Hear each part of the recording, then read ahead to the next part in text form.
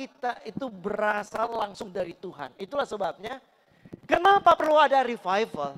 Karena dari situ kita terhubung kembali dengan Tuhan dan Dia memberikan kekuatan kepada kita untuk melakukan satu perubahan di dalam hidup. Contohnya kita lihat di sini. Tuhan memanggil dan memilih Abraham untuk menjadi hambanya. Ini di dalam Yesaya 51 ayat yang kedua. Coba buka, ada yang bisa baca di dalam Yesaya 51 ayat yang kedua.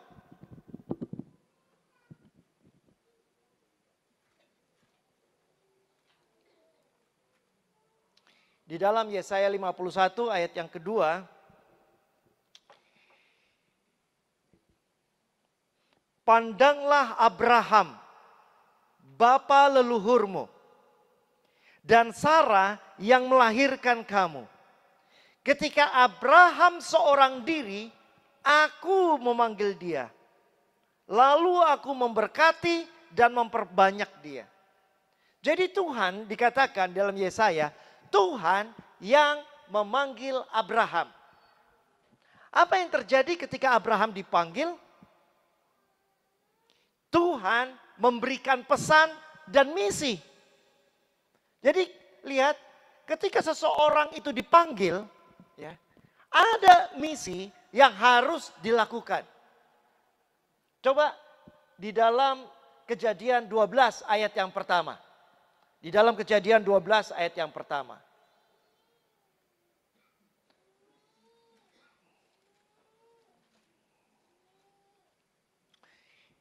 Berfirmanlah Tuhan Allah kepada Abraham. Pergilah dari negerimu dan dari sanak saudaramu dan dari rumah bapamu ini ke negeri yang akan kutunjukkan kepadamu. Pergilah dari negerimu dan dari sanak saudaramu dan dari rumah bapamu ini ke negeri yang akan kutunjukkan kepadamu. Jadi disuruh pergi. Lihat pada waktu di dalam Matius pasal 28, apa yang disuruh kepada murid-muridnya juga. Pergilah. Jadi Tuhan mau umatnya untuk pergi. Tetapi beda dengan konsep Babylon. Konsep Babylon itu apa?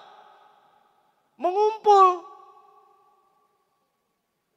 Nah, ini bedanya gereja dengan Babylon. Konsep Babylon adalah, lihat kalau Babylon, apa yang buka di dalam Kejadian pasal yang ke-11. Ya, di dalam Kejadian pasal yang ke-11. Menarik untuk dilihat di sini. Ini ceritakan setelah air bah, ya. Apa yang mereka katakan? Ayat yang keempat. Jadi Kejadian 11 ayat yang keempat. Juga kata mereka, marilah kita dirikan bagi kita sebuah kota dengan sebuah menara yang puncaknya sampai ke langit. Dan marilah kita cari nama. Tadi malam kita telah pelajari, fokus dari pekabaran Babylon adalah apa? Diri. Dan ternyata ini DNA-nya Babylon selalu berpusat kepada diri. Dan apa yang dikatakan di dalam Alkitab, dikatakan marilah kita dirikan bagi kita sebuah kota dengan sebuah menara yang puncaknya sampai ke langit. Dan marilah kita cari nama supaya kita jangan terserak ke seluruh bumi. Padahal perintah Tuhan apa? Pada waktu manusia diciptakan, ya, beranak cuculah, berkembang biaklah dan penuhi bumi. Lalu ketika datang kepada Abraham dikatakan pergilah. Kepada gereja Kristen awalnya 12 murid Yesus dikatakan apa? Pergilah. Dan kepada pekabaran malaikat ketiga malaikat apa yang dikatakan? Kabarkan ke seluruh bumi. Jadi lihat patternnya dari kitab Kejadian sampai kitab Wahyu sama. Tuhan itu tidak berubah. Nah sekarang kalau konsep kita adalah kita nyaman di satu tempat, kita kemudian yang penting kita kan nyaman. Itu adalah bukan konsep Tuhan, itu konsep Babel. Jadi akhirnya kebanyakan gereja yang begitu tidak lama kemudian berkelahi. Kan begitu biasanya. Ya.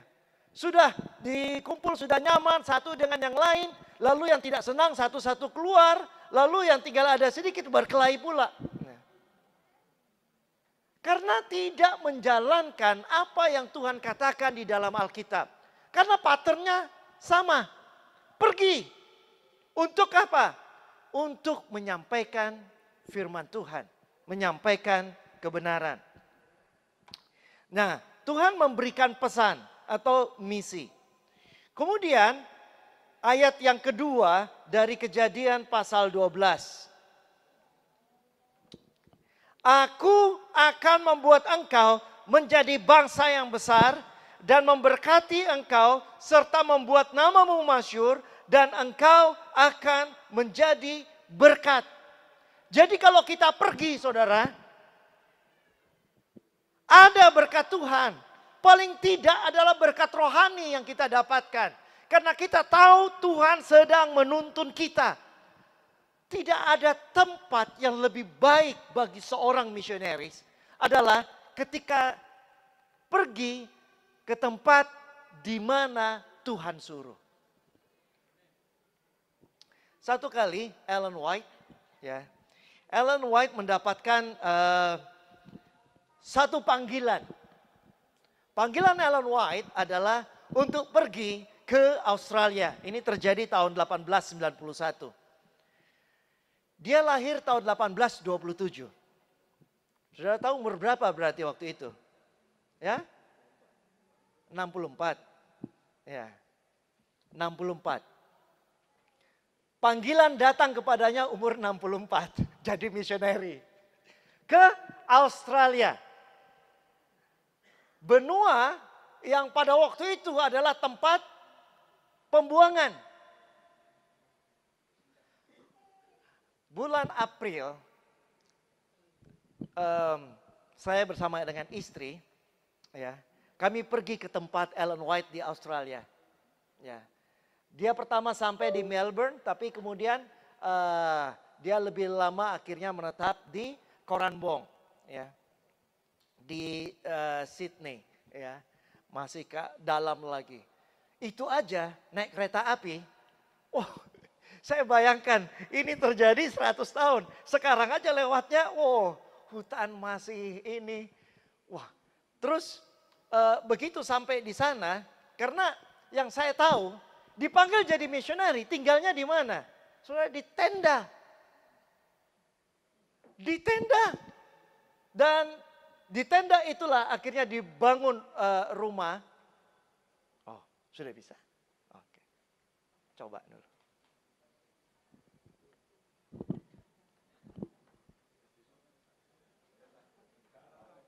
Sini, di sini saya pikir yang di sana. Oke.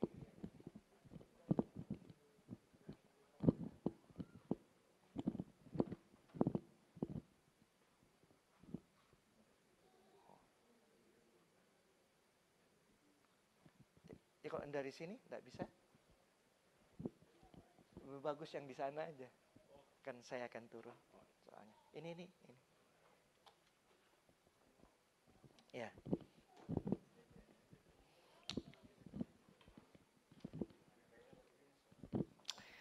Jadi di tahun 1891, Ellen White diminta untuk pergi ke Australia. Dan itu setelah terjadi apa yang tahun 1888 itu satu pertemuan GC Session di Minneapolis. Tentang isu apa itu? Isu apa? Tentang pekabaran 1888. Dan di Testimonies volume yang kelima, Ellen White menulis, dia katakan, dalam hidupku saya tidak pernah diperlakukan serendah ini. Siapa yang melakukan itu? Umat-umat Tuhan, saudara.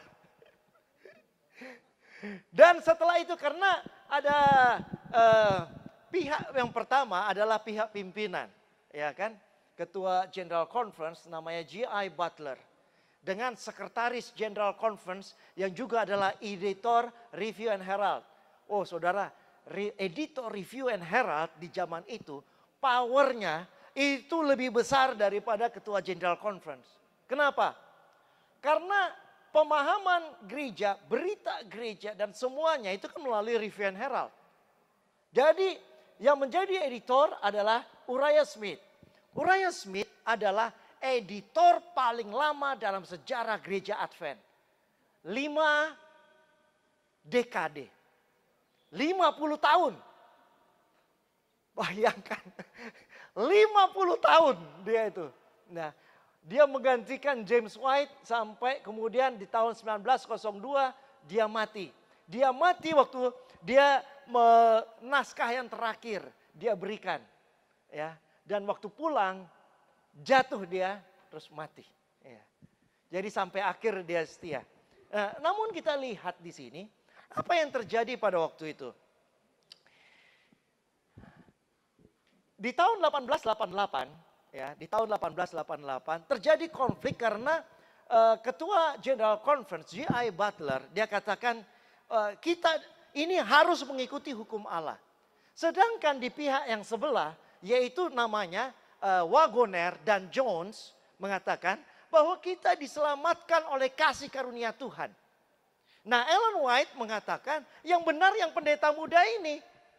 Yang satu yang sudah senior, jadi satu presiden General Conference dan sekretaris General Conference, terus editor Review and Herald. Wah, kan luar biasa ini.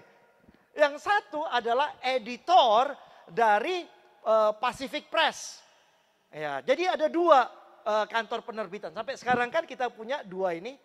Cuma saya baru tahu bulan lalu ada keputusan disampaikan ke saya bahwa Pacific Press sekarang adalah di bawah NAD, North American Division. Ya. Jadi tapi masih ada 2 ini. 2 kekuatan penerbitan ini. Nah, Jones dan Wagoner adalah editor dari Pacific Press, Signs of the Times. Jadi Signs of the Times itu dari Pacific Press, sedangkan Review and Herald dari Washington. Ya, itu masih belum di Washington, masih di Battle Creek dia. Baru pindah setelah tahun 1902, baru pindah ke Washington. Jadi di tahun 1888 di Battle Creek. Ya, terima kasih. Ya. Nah, kemudian setelah itu di dalam perdebatan ini, yang satu Uriah Smith katakan, karena dia menulis buku Daniel and Revelation. Bagi para pendeta biasanya ini buku standar sampai 8 dekade. Tapi sebenarnya sudah banyak ditinggalkan itu pemahaman Uriah Smith.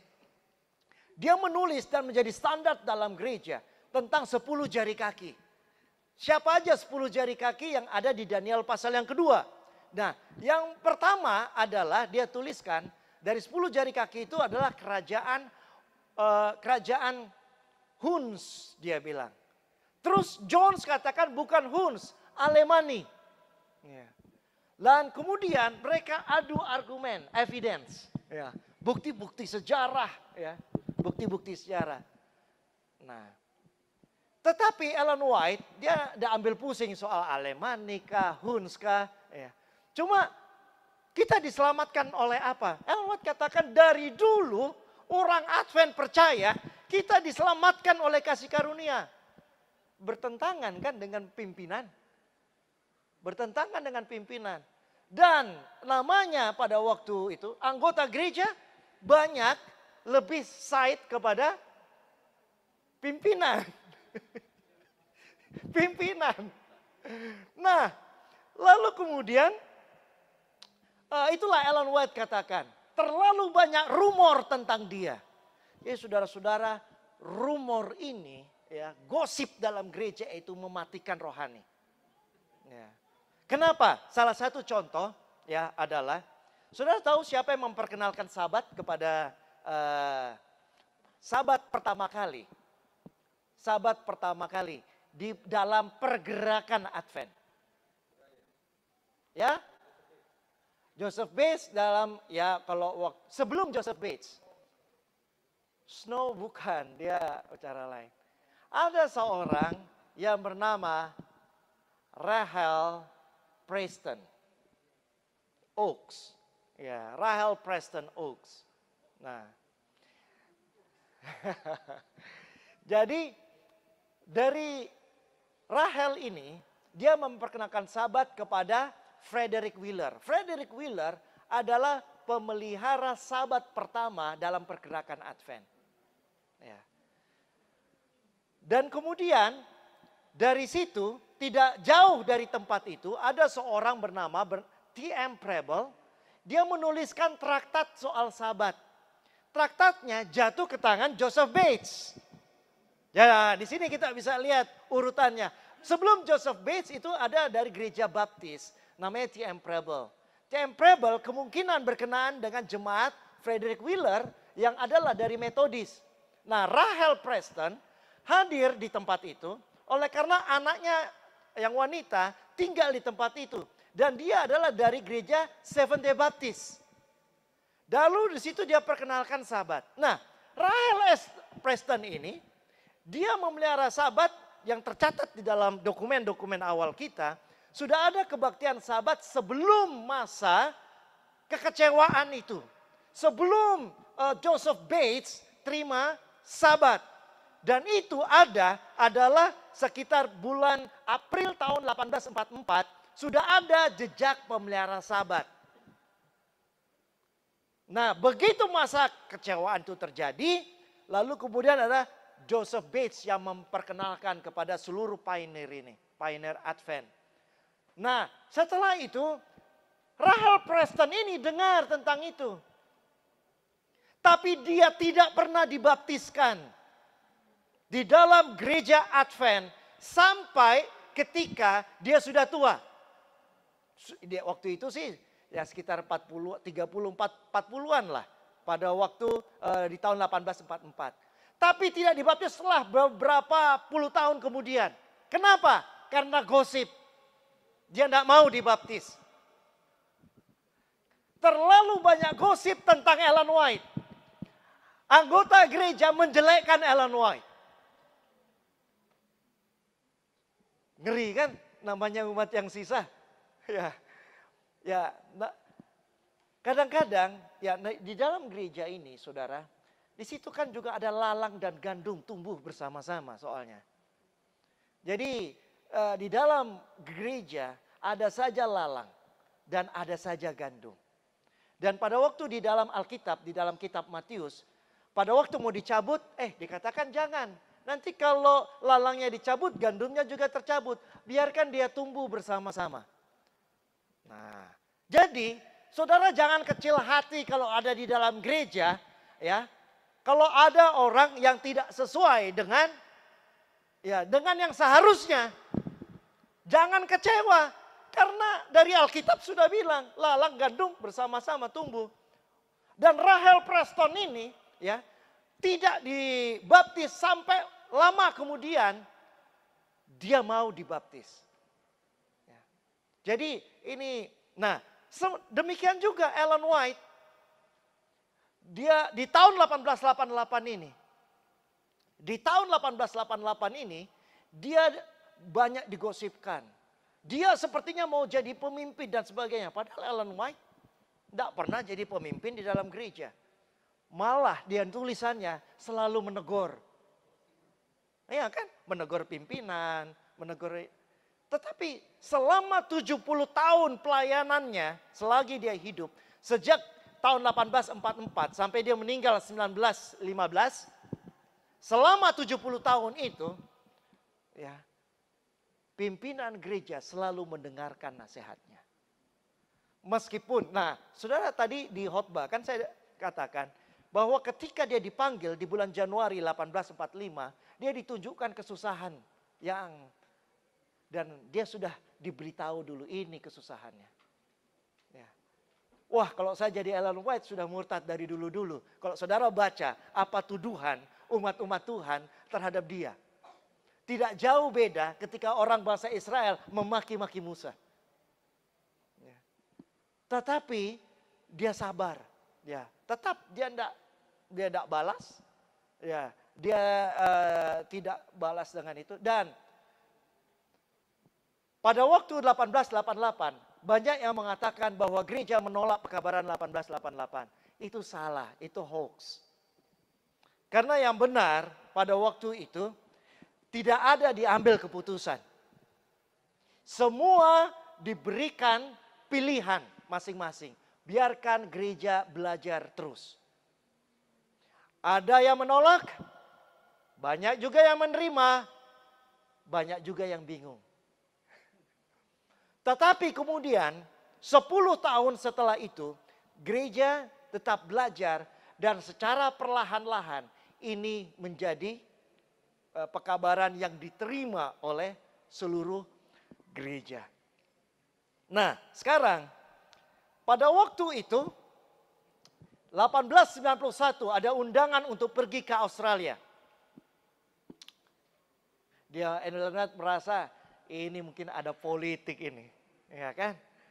Politik ini saya disuruh pergi. Sudah umur 64 dipanggil jadi misioneri. Kan tidak make sense. Kalau kita sudah setahun sebelum pensiun, tidak mungkin ditaruh di mana-mana. Kalaupun dia pimpinan, biasanya jadi anggota dari gembala jemaat sampai tunggu pensiun. Kan begitu kalau sekarang. Tapi di zaman itu justru disuruh pergi jadi misioneri. Australia pula gitu. Tempat pembuangan penjahat-penjahat. Di mana Australia mengalami resesi pada tahun itu. Keadaan susah di Australia. Susah. Untuk awal-awalnya dia bergumul. Dia tanya sama Tuhan, Tuhan, saya mau boleh saya pergi enggak ini? Enggak ada jawaban dari Tuhan. Kalau begitu berarti saya harus pergi katanya. Saudara-saudara, itulah sebabnya kalau ada sudah keputusan, meskipun kita pikir ya keputusan ini untuk pendeta sih itu. Nantilah untuk pendeta baru saya ikut, artinya ikut. Tempat tidak baik pun ikut. Karena di situ ada berkatnya. Disitulah kenapa gereja kita ada berkembang di sana. Oleh karena Ellen White datang jadi misionaris. Selama 9 tahun, beberapa bulan bahkan mungkin hampir 1 tahun tinggal di tenda. Ya. Dan kemudian kalau kita lihat ke Australia, institusi kita, sekolah yang dibeli pada zaman Ellen White. Dan yang menarik adalah ketika saya pergi ke research center di Australia, teman saya direktur research center di sana, saya mau kamu lihat ini katanya. Lalu kami pergi di satu tempat. Apa ini? Ada satu secari kertas. Ini kesaksian dari seorang geologi ya tentang tempat Koran Bong yang Ellen White bilang kita harus beli tanah yang ini. Tidak ada yang mau beli tanah tandus waktu itu. Tandus dan gersang ya, dan tidak ada yang mau beli, tidak ada air di sana dan sebagainya. Tidak ada. Tapi pada waktu itu Ellen White katakan saya terima petunjuk dari Tuhan. Beli ini. Wah, gereja ini benar gak ini Ellen White ini? Ya, kalau penglihatan yang benar dong. Ini duit banyak ini untuk beli. Karena tanahnya luas banget. Luas sekali. Saya sampai lihat ke ujung gak kelihatan ujungnya. Gak kelihatan ujungnya. Nah, kemudian pada waktu itu akhirnya dengan iman gereja ikutlah beli. Dan apa yang terjadi setelah saya lihat ini di era modern diadakan tes. Memang daerah Koran Bong ini sebenarnya daerah yang sebenarnya seharusnya itu tidak subur. Karena banyak tambang biji-biji yang mineral di sana. Tapi anehnya ketika ahli dari Australia melihat hanya di garis batas koran bong yang dibeli oleh Ellen White, itu yang subur. Anehnya di situ, makanya dia suruh saya lihat, ini buktinya, ini pengakuan. Kok bisa orang Advent bisa beli ini katanya. Pas tapal batas sampai batas sungai di belakang, setelah sungai itu semuanya itu sudah nggak bisa lagi. Tetapi sebelah sini dan sekarang, aduh subur. Subur, bahkan ada sapi pun makan rumput bebas yang ada di situ. Luar biasa.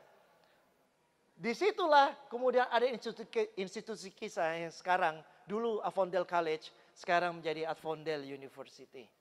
Dan kita punya, di Australia kita punya salah satu yang terkenal di dunia, saya bilang di dunia, adalah produknya Weet-Bix. Ya, kalau saudara pernah dengar, ya, nah itu ceritanya lucu lagi, itu cerita Weet-Bix. Karena pada waktu itu, jadi banyak cerita saya jadinya. Ya, jadi Weet-Bix ini, ya, awalnya oleh karena institusi kita di sana memproduksi ini, terus mereka awalnya kesulitan uang. Tapi pimpinan di sana membuat keputusan, apapun yang terjadi, kita harus profitnya harus diberikan perpuluhan. Nah, pada waktu itu, apa yang membuat Weet-Bix ini terkenal? Di Cina, ya, mereka punya sinetron. Sinetronnya ini sangat terkenal. Nah, satu kali pemain sinetronnya ini kalau makan pagi itu, ya, padahal ini nggak ada hubungannya dengan itu sebenarnya. Jadi mereka lihat ini pemain sinetron yang terkenal ini setiap episodenya kalau makan pagi ada di situ Weet-Bix. Nah, terus kemudian mereka jadi terkenal, jadi pengusaha dari sana impor dari Australia. Dan akhirnya mereka bertambah berkontainer-kontainer sampai gak mampu. Makanya sekarang jadi kaya itu divisi itu bukan karena perpuluhan lagi, karena lebih banyak pendapatan dari Weet-Bix ini. Nah, itu semua nggak ada kalau Ellen White tidak pergi ke sana. Karena hal sanitarium yang ada di sana, ya, dan kemudian produksi makanan dan sebagainya yang ada saat ini muncul akibat pekerjaan dia di sana. Jadi kadang-kadang Tuhan menggunakan, kita nggak tahu apa yang terjadi di masa yang akan datang. Bagian kita itu menurut. Jadi saudara, kalau Tuhan panggil, ikut.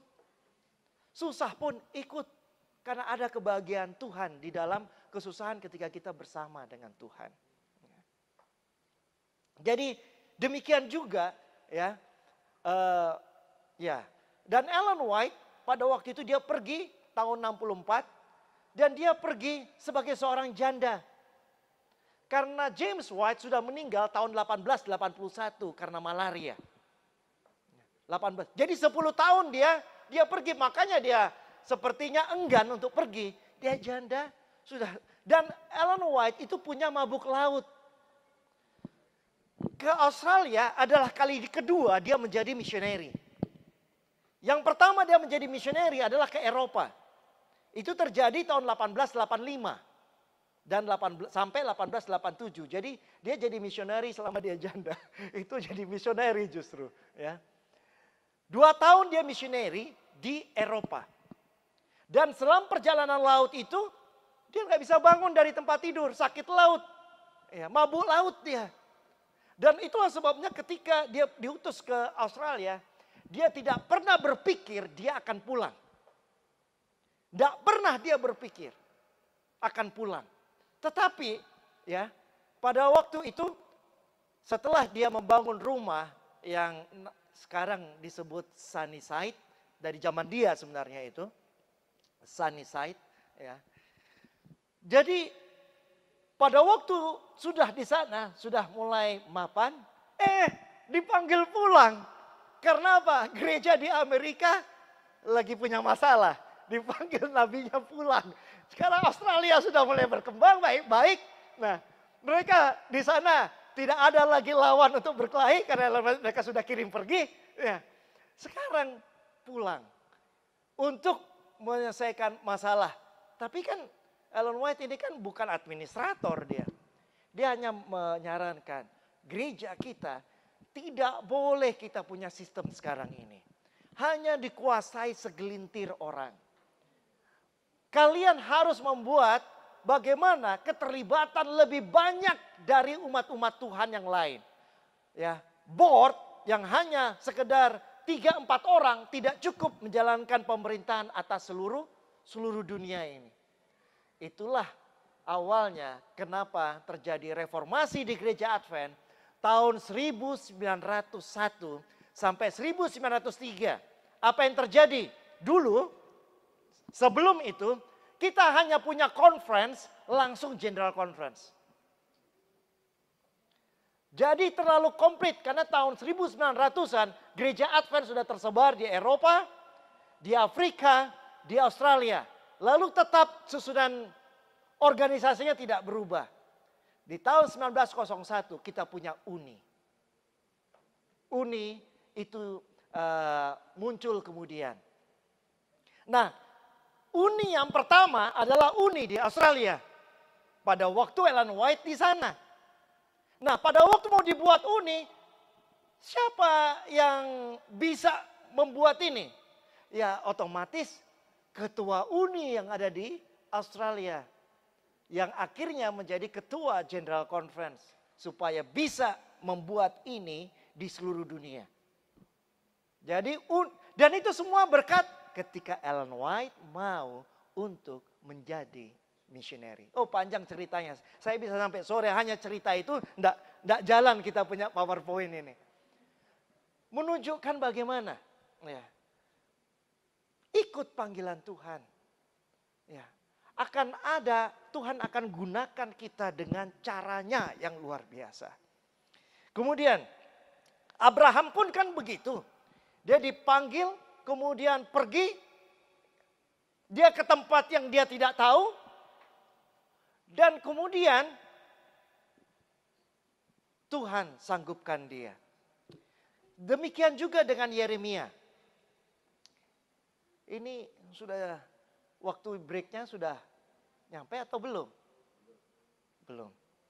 Tuhan memanggil atau memilih Yeremia untuk menjadi hambanya. Sama. Tapi Yeremia merasa apa? Oh, aku muda Tuhan. Ya. Tapi kemudian ketika dia mau, Tuhan memberikan misi kepadanya. Ada misinya. Dan setelah dia diberikan misi, Tuhan menyanggupkan dia untuk itu. Jadi polanya selalu sama. Tuhan memanggil. Ketika diterima, Tuhan memberikan pesan. Apa pekabaran yang harus disampaikan. Dan Tuhan menyanggupkan. Bagaimana kalau panggilan itu ditolak? Ada ceritanya juga dalam sejarah gereja Advent. Sebelum Ellen White, ada 2 orang yang dipanggil terlebih dahulu. Siapa dia? Ya, William Foy dan Hasan Foss. Siapa yang menolak? Nah, ini harus diperbaiki. Selalu kalau saya tanya, katakan dua-dua menolak. Enggak ada itu dua-dua menolak. Yang menolak itu Hasan Foss, tapi bukan William Foy. William Foy itu adalah seorang pendeta baptis. Ya, pendeta baptis. Dan dia kulitnya agak gelap. Nah, di zaman itu kan terjadi 1861 sampai 1865 di Amerika terjadi perang sipil. Ini perang antara apa? Utara dan selatan. Apa yang terjadi isu utara dan selatan? Perbudakan. Nah, dan kenapa? Karena di bagian selatan Amerika itu adalah tempat industri kapas. Dan membutuhkan pekerja, terutama pekerja gratis, kan gitu. Jadi akhirnya ini, utara dan selatan. Nah, jadi sebelumnya tentunya apa persamaan hak kulit hitam dan itu sama sekali nggak ada. Ya. Jadi ketika melihat kulitnya agak gelap sedikit, nah dia punya kesaksian dari Ellen White adalah karena Ellen White pernah bertemu dengan William Foy. Nah, Hazen Foss ini siapa? Hazen Foss masih saudara iparnya Ellen White. William Foy, pada waktu dia terima panggilan, dia bisa terlama yang tercatat, dia mendapat penglihatan. Kalau Ellen White paling lama itu 4 jam. Dapat penglihatan. William Foy 8 jam. Dan dia tuliskan, dia punya penglihatan dalam satu buku dan kita bisa baca sekarang apa isi penglihatan dia. Jadi William Foy adalah juru kabar Tuhan sebelum The Great Disappointment. Setelah The Great Disappointment, kemudian ke Ellen White. Nah, jadi karena pekabarannya, ya karena William Foy tidak lagi mendapat penglihatan, dan terakhir yang kita tahu adalah dia punya tulisan di tahun 1845 yang dituliskan, yang berdasarkan penglihatan yang dia dapat di tahun sebelumnya. Nah, kemudian Tuhan memanggil Hazen Foss. Hazen Foss senang mendapat penglihatan. Tapi ketika ditunjukkan, kalau kamu terima ini yang kamu hadapi. Kesusahan, kemudian penderitaan. Akhirnya dia menolak. Dia tidak mau. Pada waktu dia tidak mau, jadi Ellen White punya saudari perempuan, namanya Mary. Mary menikah dengan seorang yang bernama Foss. Ya. Nah, Foss ini punya adik, itulah Hazen Foss. Jadi Ellen White pernah bertemu dengan dua orang ini. Nah, dan yang mengukuhkan bahwa benar apa yang kamu katakan itu adalah kedua-duanya. Nah, pada waktu Hazen Foss menerima penglihatan dan dia menolak, pada waktu dia menolak, kemudian dia tapi merasa bersalah, tapi dia sudah tolak. Dan satu kali perasaan bersalah ini menghantui dia.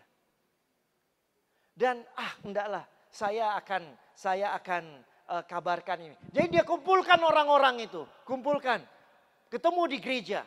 Ya, saya mau bicara pekabaran dari Tuhan. Wah, begitu dia bertemu dengan orang-orang itu, dan ketika dia mau membicarakan, apa yang dilihat dalam penglihatan hilang dari pikirannya. Menurut saksi mata tentang peristiwa itu, kekacauan terjadi di dalam peristiwa itu. Pelajaran apa yang kita mau sampaikan di sini? Jangan pernah menolak panggilan. Hazen Foss sejak itu, saudara, tidak tertarik lagi kepada perkara rohani. Dia merasa dia menjadi orang yang hilang. Tapi siapa yang membuat keputusan itu? Dia sendiri. Jadi cerita ini kita dapat dari Mary Foss yang menceritakan kepada Ellen White, dan cerita itu bisa kita baca di Ellen White Estate. Ya. Makanya inilah saya ceritakan hal-hal yang di luar buku yang saudara pernah baca. Nah, jadi di sini pelajaran yang kita bisa ambil, biarkan panggilan itu menyala dalam diri Anda. Kita memiliki kebenaran dan kita berdoa, Tuhan, apa yang harus saya sampaikan kepada mereka yang belum mengenal akan kebenaran Tuhan. Jadi demikian juga dengan Yeremia. Tuhan menyanggupkan dia. Kemudian Yesus sama juga, Abraham, Yeremia, kemudian murid-muridnya. Yesus memberikan pesan misi ya kepada murid-muridnya dalam Matius 28. Kemudian Yesus menyanggupkan murid-muridnya. Ketika dia katakan pergilah, jadikanlah semua bangsa muridku, bagian akhirnya apa?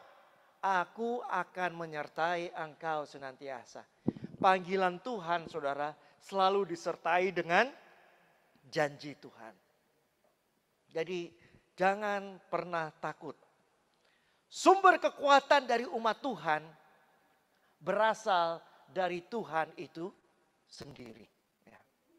Tuhan yang memanggil, Tuhan yang memilih, Tuhan yang memberikan pesan, Tuhan juga yang memberikan kekuatan bagi kita untuk memenuhi misi itu. Nah, sekarang bagaimana dengan gereja Advent? Ya. Jadi kita tadi sudah lihat Abraham, kemudian Yeremia, kemudian murid-murid Yesus. Sekarang bagaimana dengan gereja Advent? Berasal langsung dari Tuhan. Panggilannya kita lihat di mana? Di dalam Wahyu 12 ayat 17. Ini kan sudah dinubuatkan. Bahwa ciri-ciri umat Tuhan yang benar di akhir zaman adalah menuruti hukum Allah dan memiliki kesaksian tentang Yesus. Kemudian Tuhan memberikan pesan. Pesannya di mana? Wahyu 14 ayat 6 sampai 12. Inilah pekabaran 3 malaikat. Pesan yang pertama apa?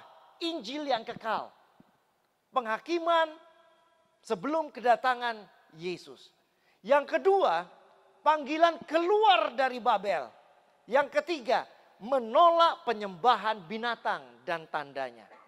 Kemudian, ciri-ciri umat Tuhan, kesabaran orang kudus itu beriman kepada Yesus dan menuruti hukum Allah. Dan di Wahyu 17 ayat 14, ya, Tuhan itu menyanggupkan gereja. Nah, sama, polanya sama. Tuhan panggil, Tuhan berikan misi, pesan, Tuhan yang menyanggupkan juga. Tuhan yang memanggil, Tuhan yang memilih, Tuhan yang memberi pesan, Tuhan yang memberikan misi, dan Tuhan juga yang menyanggupkan. Jadi pergerakan umat Advent itu sendiri datangnya adalah dari Tuhan.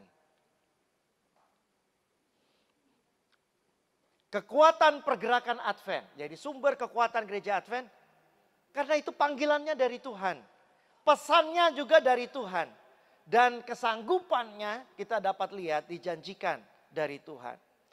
Nah, ini berarti kekuatan kita adalah langsung dari Tuhan.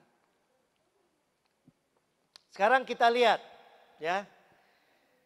Tuhan menyanggupkan gerejanya. Tuhan membuat gereja itu makin banyak. Dari segelintir orang di tahun 1844 dan sekitar 100 orang di 1850, sekarang kita lebih dari 20 juta. Sekarang sepertinya sudah 24 juta. Ya, sekitar 24 juta saat ini. Ya. Di seluruh dunia. Dewan Gereja Sedunia melaporkan bahwa gereja Advent adalah mungkin gereja denominasi Protestan dengan cakupan terluas, di mana dia berada di 213, tapi sekarang 216 dari 235 negara di dunia. Tidak semua gereja punya seperti ini. Kenapa? Pekabaran. Apa pekabaran malaikat pertama? Kabarkan ke seluruh muka bumi, kepada seluruh bangsa, suku, bahasa, kaum. Nah, jadi salah satu denominasi gereja Protestan dengan perkembangan tercepat di dunia. Padahal Protestan itu lahir sudah dari tahun berapa? Tahun 1517. Ya, reformasi Protestan. Ya. Gereja kita 1844, diorganisir 1863. Ya. Kemudian kita lihat ada satu anggota baru setiap 23,26 detik. Dan 154,74 orang per jam. Sekarang tentunya lebih lagi. Cuma tadi sangat menyedihkan kondisi kita di Indonesia. Ya. Tadi kita tadi waktu makan, ya, laporan dari Uni didapati bahwa kita kan baptis terus nih tiap tahun, ya kan?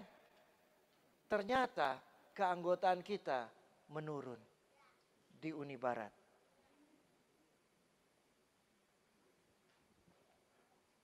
Apa yang salah? Ya. Yang penting, saudara, ya, apa yang dikatakan Tuhan Yesus? Kita buka ini. Kalau kita lihat, saudara yang tahu di kondisi gereja kita di Indonesia, karena saya jarang di sini, cuma saya akan sampaikan satu ayat di dalam Matius pasal 28. Matius pasal 28 ayat 19 sampai 20. Mudah-mudahan saudara kalau dapat prinsipnya dapat dipraktekkan di gereja ini. Ya. Dikatakan, ya, ayat yang sudah biasa. Cuma coba kita lihat di sini. Karena itu pergilah, jadikanlah semua bangsa muridku, dan baptislah mereka dalam nama Bapa, Anak, dan Roh Kudus. Dan ajarlah mereka melakukan segala sesuatu. Berapa kata kerja yang ada di sana? Berapa kata kerja? Sampai ayat yang ke-20, berapa kata kerja? Ya. Ada 4, ada yang bilang 5. Oke, sekarang kita lihat. Kalau di dalam bahasa Yunaninya, ya, kita bisa ada 5. Dan yang menarik, hanya ada satu kata kerja utama. Hanya ada satu kata kerja utama di 2 ayat ini. Yang lain adalah disebut dengan, kalau dalam bahasa Yunani, grammar bahasa Yunani, dengan participle. Ya, yang lain participle, dan yang ada 2 lainnya, ya, 3 participle, yang 2 adalah infinitif. Tapi hanya satu main verb. Satu kata kerja utama. Ketika dikatakan pergilah, jadikanlah semua bangsa muridku. Baptislah mereka dalam nama Bapa, Anak, dan Roh Kudus. Dan ajarlah mereka segala sesuatu yang kuperintahkan, ya, keperintahkan kepadamu. Ya. Ada 5 kata kerja. Ajarlah, pergilah, itu adalah, dan baptis, itu adalah participle. Dan kemudian yang berikutnya, ya, itu adalah infinitif. Yang main verbnya, ya, kata kerja utamanya adalah jadikan murid. Yang lain, saudara, ya, yang lain itu seperti baptis, ya, pergi, itu menempel kepada jadikan murid. Kenapa kita pergi? Tujuannya untuk menjadikan murid. Kenapa kita baptis? Kan untuk jadikan murid. Kenapa kita ajar? Untuk jadikan murid. Perintah utamanya adalah jadikan murid. Perlu ada program pemuritan yang kuat di dalam gereja. Karena misi kita adalah jadikan murid. Bagaimana cara menjadikan murid? Nah, di gereja masing-masing buat program bagaimana untuk menjadikan murid. Ya. Pemuritan dan kemudian sending mereka untuk menginjil. Nah. Jadi di sini ini yang kurang, ya. Dan penelitian menunjukkan bahwa program pemuritan. Jadi kalau kita sekarang, ya, di majelis yang kita ini kan adalah berapa banyak? Pertama adalah program pelatihan untuk penginjilan. Ya. Bagaimana ya, habis revival, kita harus ada bagaimana program untuk pemuritan. Pada waktu saya gembala jemaat, memang kita ini ada pelatihan-pelatihan untuk penginjilan. Ya. Setelah itu, tadi saya ceritakan di kelompok sekolah sahabat kita, ya, bagaimana itu. Kemudian setelah pelatihan ini, sahabat depannya sebelum berlanjut, ya, saya tidak mau akan melanjutkan itu kalau nggak ada kesaksian. Jadi yang habis dilatih, mereka kasih kesaksian, pendeta, saya sudah ngundang ini, tapi dia nggak mau datang. Nggak apa-apa, besok undang lagi, saya bilang. Terus yang satu, pendeta, tadi sudah datang ke gereja. Oh, puji Tuhan. Jadi biarkan masing-masing terlibat di dalam penginjilan. Jadikan murid. Apa jadikan murid Yesus? Dia punya pengalaman pribadi bagaimana mendekati jiwa. Saudara, beda mereka yang menginjil dengan mereka yang tidak terlibat dalam penginjilan. Kenapa? Kalau menginjil, lambat atau cepat, kita yang berubah. Contohnya, kita ini kan misalnya orang yang kurang sabar. Tapi kita mau undang tamu. Kita mau undang tamu nih. Ya. Tapi kan gak gampang narik jiwa itu kan. Kan gak gampang cari jiwa itu. Jadi kalau kita undang, kadang-kadang, oh ya, saya nanti jemput ya. Tahu-tahu dia teks, message, dia SMS ya. SMS, oh maaf ya saya tidak bisa, ada ini, ada itu. Ya. Nah sekarang dia bilang bisa, kita jemput. Pada waktu kita jemput, tunggu ya, saya masih belum selesai mandi. Celaka kan gitu. Dan kita harus jadi sabar. Kenapa? Jiwa soalnya. Saudara, kalau kita menginjil, itu mengubah kita sendiri. Kenapa Tuhan mau supaya kita jadi saksi? Karena kalau kita menyaksikan Tuhan, dan kemudian hidup kita tidak sesuai dengan apa yang kita saksikan, kan malu sendiri. Jadi ketika kita menginjil, itu sebenarnya mengubah kita. Kita yang perlu menginjil, kita yang perlu untuk diubahkan, itu sebabnya kita menginjil. Jadi beda, saya melihat anggota-anggota jemaat saya yang menginjil hidupnya berbeda. Kenapa? Lebih sabar menghadapi kelemahan orang lain. Kenapa? Kalau kita menginjilkan, mana kita mau terlalu strict sama orang. Orang gak mau datang ke gereja. Ya. Jadi sabar kita kan sama kelemahannya. Begitu sampai di dalam gereja, ada anggota yang agak sedikit-sedikit menyakitkan. Biarin aja. sudah biasa menginjil. Orang biasa menginjil kan begitu. Dia tidak akan terlalu, dia memaklumi. Oh dia masih proses bertumbuh. Ya kan begitu. Ya. Jadi itulah sebabnya ya waktunya sudah habis. Ya itulah sebabnya penting bagi kita terlibat karena saudara, apa yang kita perlu siapkan untuk di dalam kerajaan sorga? Semua yang di dunia ini kan tidak kita bawa. Apa yang kita bawa ke sorga? Yang perlu disiapkan di dunia ini? Karakter. Orang yang menginjil karakternya berbeda, saudara. Ya, berbeda. Ya.